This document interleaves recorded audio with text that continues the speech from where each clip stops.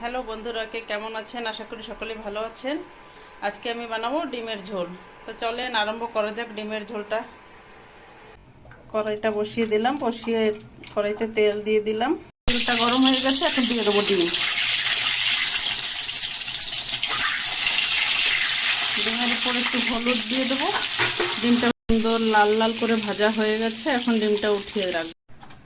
তেল গরম হয়ে গেছে, ভিতরে দিয়ে দেবো জিরা,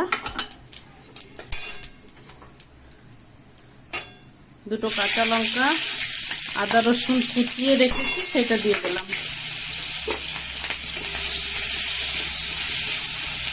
একটু নেড়ে চেড়ে একটু টমেটো কুচা দিয়ে দিলাম।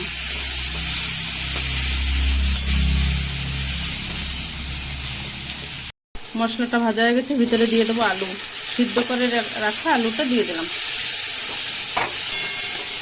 এখন দেব হলুদ গুঁড়ো, লঙ্কার গুঁড়ো, কিন্তু লঙ্কা একটু বেশি করে দেবো, ঝাল ঝাল না হলে তো ভালো লাগে না খেতে। আর লবণ, আর দিলাম ধনিয়া জিরার গুঁড়ো। আলুটা সুন্দর ভাজা হয়ে গেছে, এখন দিয়ে দেবো ডিম। ভেজে রাখা ডিমটা দিয়ে দিলাম। এখন দিয়ে দেবো ভিতরে জল। ডিমের তরকারিটা প্রায় হয়ে গেছে, উপরে দিয়ে দেবো একটু গোলমরিচের গুঁড়ো আর একটু গরম মশলার গুঁড়ো।